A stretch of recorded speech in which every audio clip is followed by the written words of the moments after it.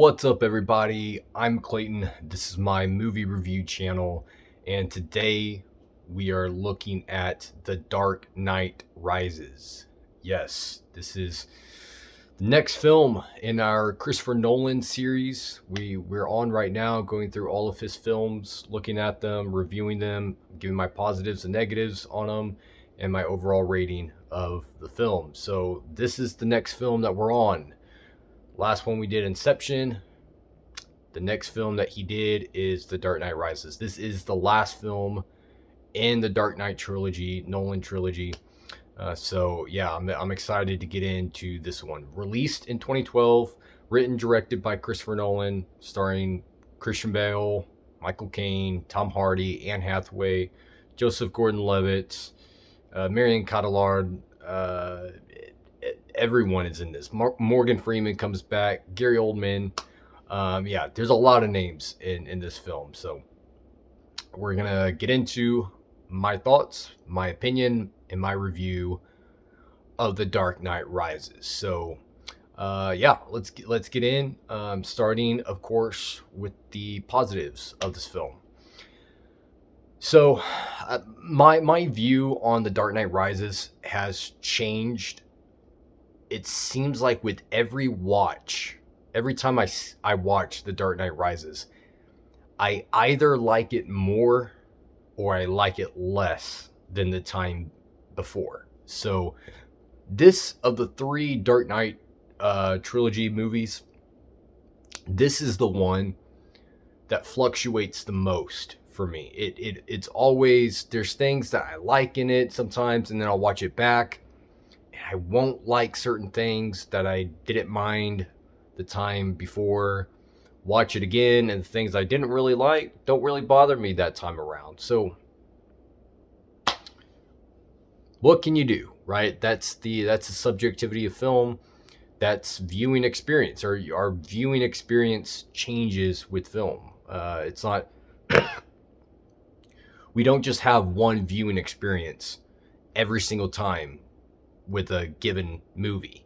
There have been plenty of films in my life that I watch one time, the first time, really like it, and watched it back another second and third time, didn't care for it either time. There have been films that on the first watch I didn't really care for.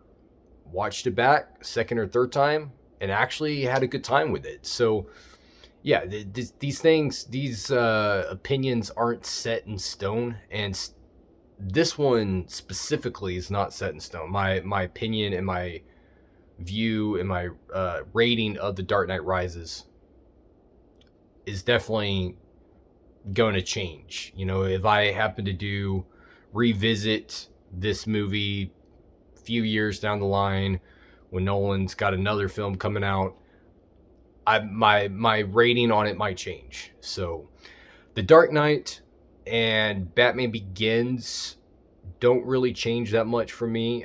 My view and my rating on those tends to be the same. My viewing experience with those two films tends to be pretty much the same upon every watch, every rewatch. I tend to have the same viewing experience every time with them.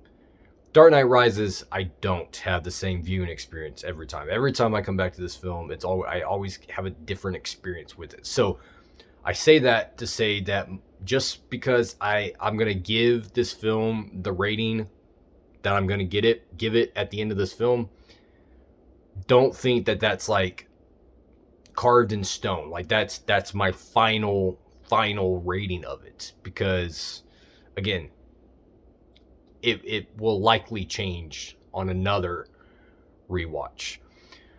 The first time I saw this film in theaters in 2012, I really liked it. Really liked it. It was actually my second favorite of the trilogy upon my initial watch, seeing it in theaters. And that may have been just, you know, that initial hype of the film, and your first viewing experience is, you know, really high when it's a film that you've really been looking for, it's been highly anticipated. You have that initial high of your viewing experience with certain films. And I think that's where I was with this one, seeing it in theaters. The second time I saw it, I didn't really like it that much. And it went down below Batman Begins as my third favorite in the trilogy. And then every time since, it's gone up and down, but it's never gone back higher than Batman Begins. The only time that I had it above Batman Begins was upon the first time I saw it in theaters. Every other time, I've had Batman Begins above The Dark Knight Rises. So yeah, it's always stayed outside my first watch. It's always stayed as my third favorite in the trilogy, but it's just that my viewing experience has changed with every watch. So this is of my latest watch of this film. My positives and my negatives that I'm going to give are of my most recent viewing experience with The Dark Knight Rises. So just want to put that out there as a disclosure before getting into this review. So starting with the positives of The Dark Knight Rises. With the writing, I do really like the story that they tell in The Dark Knight Rises. With Bruce's story, I think Bruce has character arc. He has character development in this film. I think that's pretty clear when you see his journey in this film. He has that. We're introduced to him. He's this broken man, just the shell of the man he was 8 years ago. And then by the end of the film, he's back, and he is, happy. He's healthy, mentally healthy, physically healthy.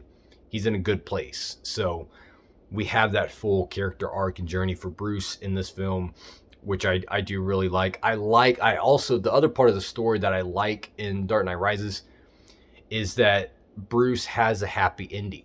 He has a happy ending to his life, or at least his life throughout these three films, this saga, this trilogy. It ends well for Bruce.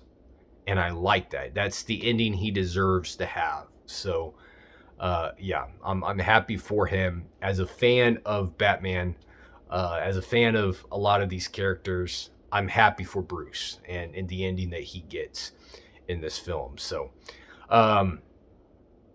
other parts of the story, I like the Nightfall story that they tie in here. Nightfall's comic series with Bane. It's the comic series where Bane breaks Batman's back. Very famous comic. It's been turned into 3-volume graphic novel set now. Very large edition, released in 1993. It's a very, very famous Batman graphic novel and comic series, and that's the comic series where Bane breaks the bat. And that's the story, the Bane storyline that they incorporate in The Dark Knight Rises, and I like that, because that is one of the best Bane stories and Batman stories in comics. So yeah, I enjoyed that.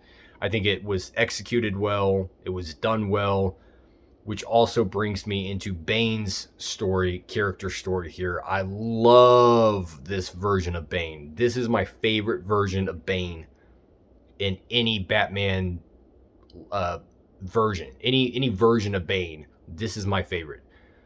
I like this version of Bane better than the version in Nightfall. I like this version of Bane better than any other version of Bane in the comics. Tom Hardy's version of Bane and the version that Nolan created for this film is my favorite version of Bane.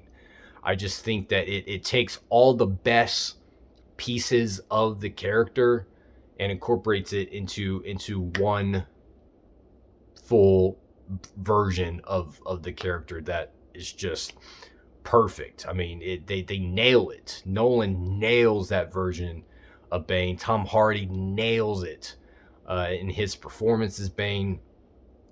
Love this version of Bane. Very intense, very brutal. Very smart as well. He can match Batman not only physically but intellectually. He can outsmart and outwit Batman in a number of ways. So he is a true adversary and a true threat not only to Batman but to Gotham. So yeah, I enjoy all of those elements to The Dark Knight Rises. The acting, I enjoyed Tom Hardy's performance. Very good performance as Bane. I know a lot of people have had problems with his voice, the Bane voice.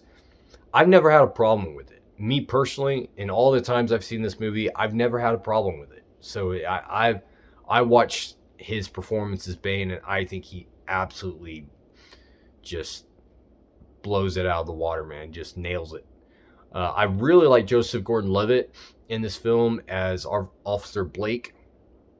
I think he does a really good job in that character, giving that character, a special touch that it needed. I like. I think him and Tom Hardy are probably the strongest performances in this film outside of Michael Caine. Michael Caine as well gives, I think, probably his best performance is Alfred in this one. Very emotional, couple very, very raw and powerful scenes with Alfred in this film that just get you in the feels. So yeah, him, Tom Hardy, Joseph Gordon-Levitt, all strong performances. I think they give the best performances in this film. Excuse me. And then moving on to the positives in the directing. I love the cinematography here. The look is outstanding. The camera work is amazing.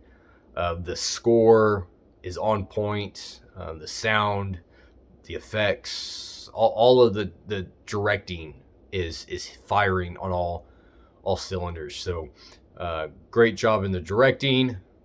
Some strong performances there. I really like the story that's being written and being told in this film. I think it also has something to say about pain, and the theme here is about pain and how you deal with the pain of loss, the pain of defeat. How are you going to come back from that? How are you going to recover? How are you going to pick yourself up and keep moving forward and persevere? There definitely is a very important story to this film.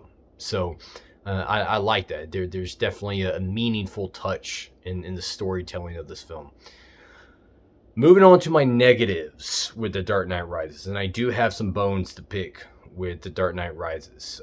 One of them, my biggest issue with The Dark Knight Rises is in the third act with Bane's character and Bane's demise in this film. The way that Nolan writes Bane off, I think, is very just, I don't want to say disrespectful to the character, but he spends 2.5 acts of the film building this character up to be brutal, to be mean, to be heartless, to be cold.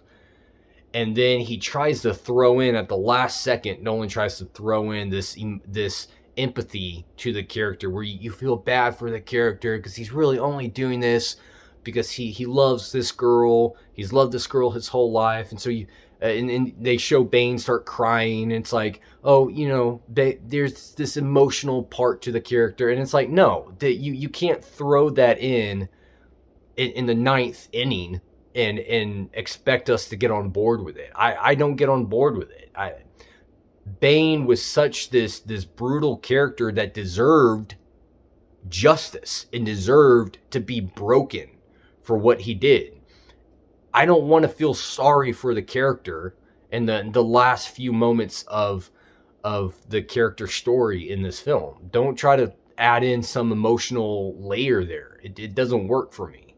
I don't like that they did that. And then the way they just kill him off, Catwoman coming in, blowing him, boom, done.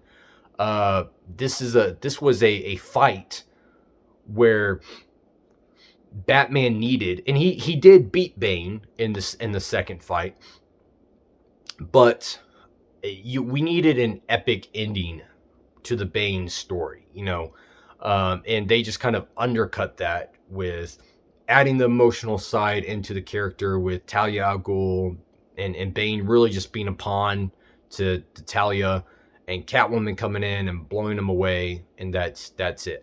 Every time I see this movie, that bugs me because I felt like he fumbled the football at the 1 yard line, and it doesn't work for me. So that's always my biggest issue with the Dark Knight Rises. I'm not a fan of that. I don't mind Talia al Ghul being in here.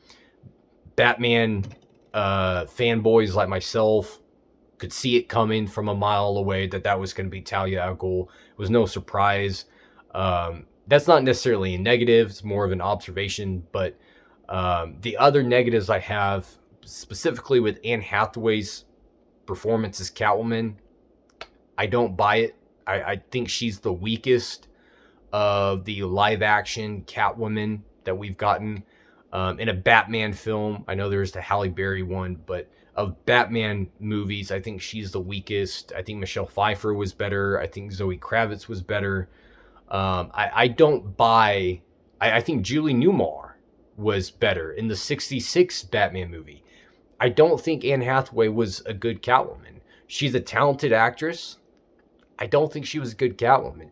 Catwoman is supposed to naturally have this sexiness about her. She doesn't have to try to be that. She just is that. Like Batman doesn't have to try to be Batman. He just is Batman. Bruce Wayne is the mask. Batman is who he is. He doesn't have to try to be Batman. Catwoman and Batman are very similar in that way. Catwoman doesn't have to try to be sexy and seductive as Catwoman. That's just who she naturally is. But when you watch Anne Hathaway in this film, I can tell it's an act. I can tell it's an act. That's not who she really is. You have this scene in the beginning where she's in Wayne Manor and she's upstairs snooping around. She tries to take the pearls, and then Bruce shoots the arrow at the target, scares her, and she's Selena Kyle. And then Bruce tells her that he can't let her keep the pearls, and then she goes into that Catwoman mode, and she's like, "Ooh, nobody told me that the safe was uncrackable." And it's like, it always bugs me because that's not Catwoman. Catwoman doesn't have to try to be Catwoman. She just is. Read any Batman comic with Catwoman in it. That's who she is.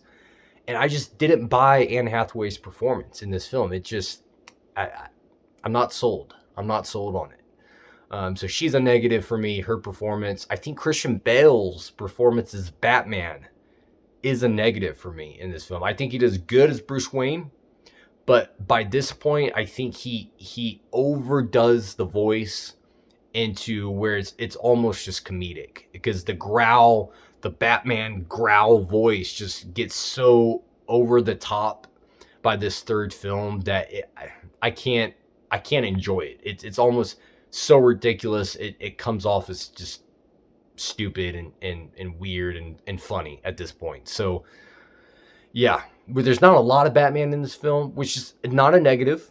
That's the story that needed to be told for this film, but it is an observation, and I think Bale's performance as Batman, for me, is a negative as well. So I think Gordon is also negative. He's not used very well at all in this film. He has really nothing to do until the final act of this film, where he's the one that ends up, blocking the signal to the detonator.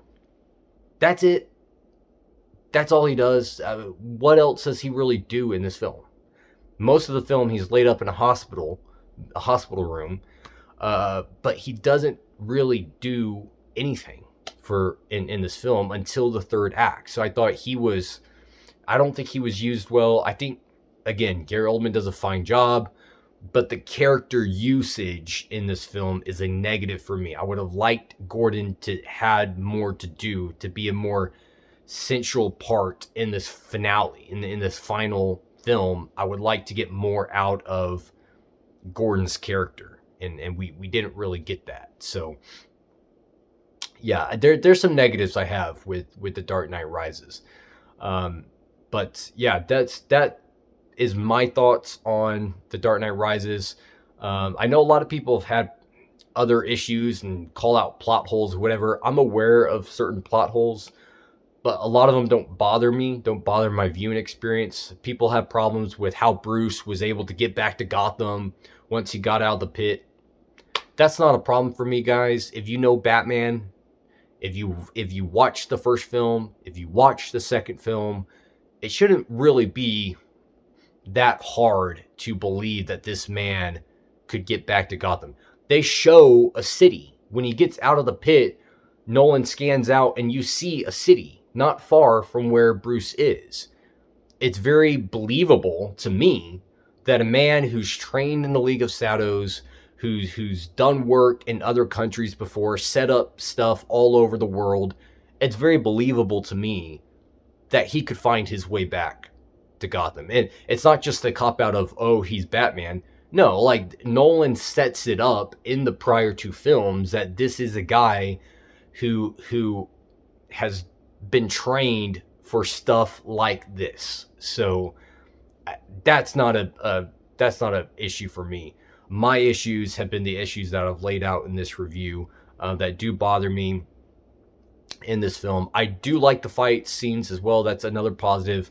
This was the only film of the three that Nolan actually gets right when it comes to fighting choreography. He actually gives us two pretty good fights in this film with Batman and Bane. But so that was another positive I wanted to point out. But yeah, that's it, guys. That's my thoughts on The Dark Knight Rises. My overall rating here, I give this film 4 stars. I do think it's still a very good film. It's a great film. I still love this film, but it is the weakest of the three, in my opinion. The issues I have with it are fairly significant. They do factor into my viewing experience, but that doesn't stop me from loving this film because I do really enjoy it. I still have a good time with it. I still love it. There's still a lot of awesome stuff in it.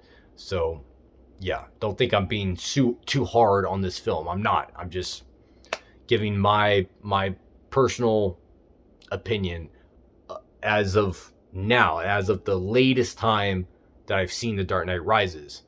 This is where I have it. So thank you guys for watching this video. Let me know your comments, your rating of The Dark Knight Rises in the comment section below.